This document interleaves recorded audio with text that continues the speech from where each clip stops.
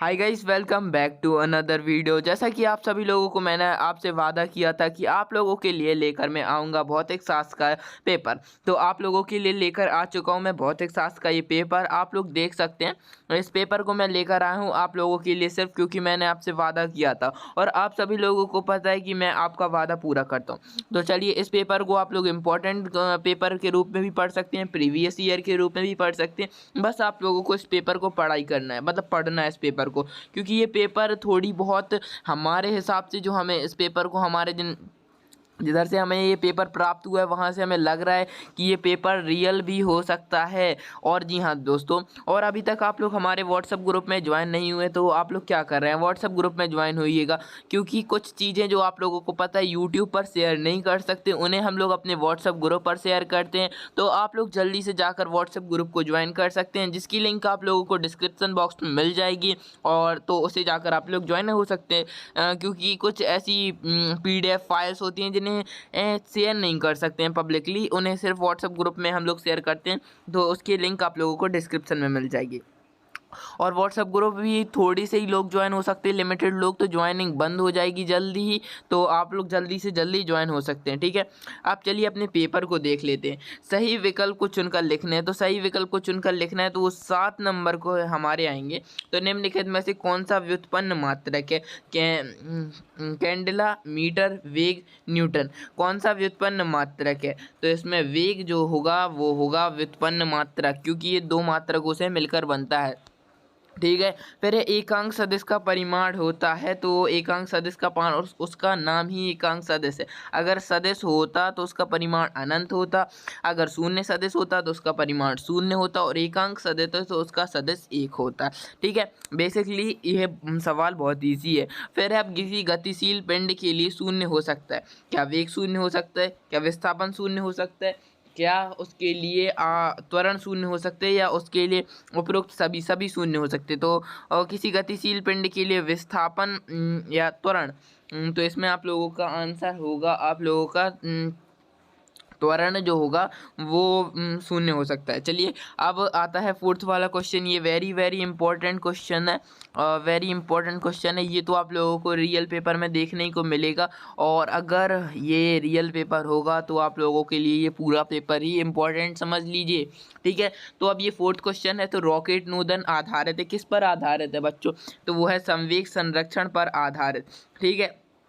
अब आते हैं फोर्थ क्वेश्चन पे कि पत्थर को ऊपर की ओर उछालने पर गुरुत्वीय बल द्वारा किया गया कार्य क्या कहलाता है? तो आप लोगों को बताना कि अगर हम पत्थर को ऊपर उछालते हैं तो गुरुत्वीय बल द्वारा किया गया कार्य क्या कहलाता है?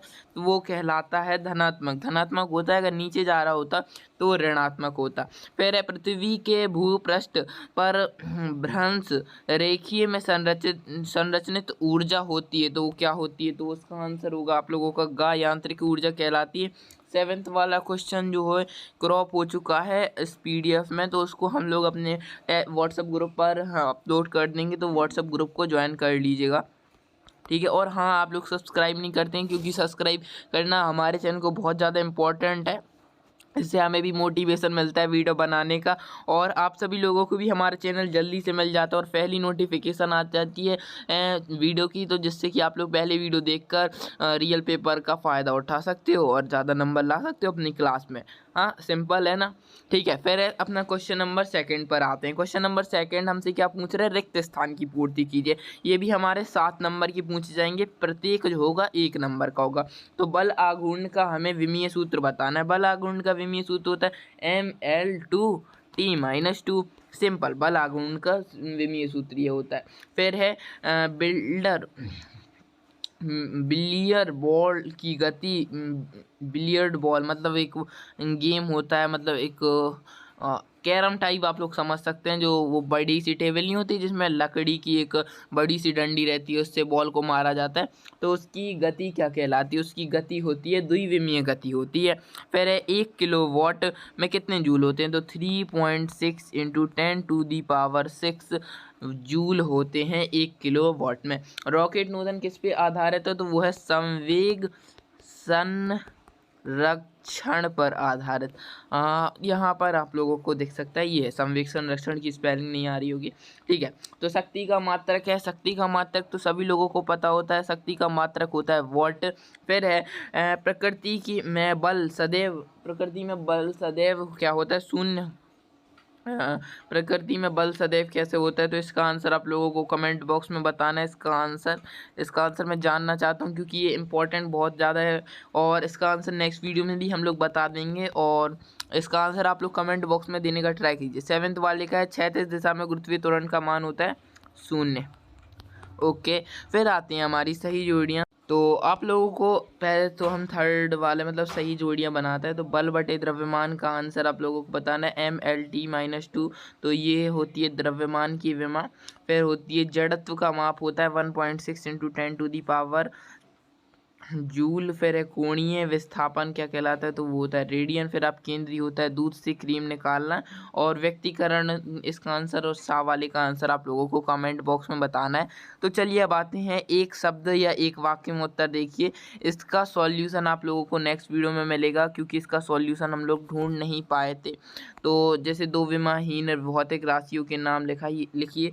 तो ये तो सिंपल सी क्वेश्चन है, तो आप लोग इसको कर सकते हैं। नेक्स्ट वीडियो में इसका सॉल्यूशन आएगा। अब जैसे कि 5th और 6th इनका आंसर हम लोगों ने ढूंढ लिया था, तो चलिए इनके आंसर बता देते हैं। व्युत्पन्न मात्रक से क्या तात्पर्य होता है, तो 5th वाले क्वेश्चन में हमसे ये पूछा था। तो पहले व्युत्पन्न मात्रक को देख लेते हैं। देखिए प्रश्न क्रमांक 5 का उत्तर है। तो व्युत्पन्न मात्रक उन मात्रकों को व्युत्पन्न मात्रक कहते हैं जो मूल मात्रकों से व्युत्पन्न किए जा सके, जैसे कि मीटर स्क्वायर, मीटर प्रति सेकंड, लीटर आदि व्युत्पन्न मात्रक की श्रेणी में आते हैं। अरे क्या हो गया, हाँ। एंड अब आते हैं 6th वाले, एक समान वृत्तीय गति किसे कहते हैं। तो एक समान वृत्तीय गति की, तो इसका आंसर होगा कि जब कोई कण वृत्त की परिधि पर एक समान चाल से घूमती है तो उसकी इस गति को एक समान वृत्तीय गति कहते हैं। और तो यहाँ पर आप सभी लोगों का मतलब जो पूरा सॉल्यूशन है वो ख़त्म होता है, और यहाँ पर आप लोगों की ये वीडियो भी ख़त्म होती है। आई होप आप लोगों को वीडियो पसंद आई होगी। अगर पसंद आई होगी तो आप लोग इस वीडियो को कर सकते हैं लाइक, चैनल को कर सकते हैं सब्सक्राइब, और वीडियो को कर सकते हैं ज़्यादा से ज़्यादा लोगों तक शेयर। और हाँ, व्हाट्सएप ग्रुप को ज्वाइन कर लेना, वो इम्पोर्टेंट है, क्योंकि वहाँ पर एग्ज़ाम से थोड़े घंटों पहले रियल पेपर आ जाता है, या शायद यही रियल पेपर हो। इसका नेक्स्ट पार्ट के लिए वेट कीजिएगा थोड़ी देर। Okay bye.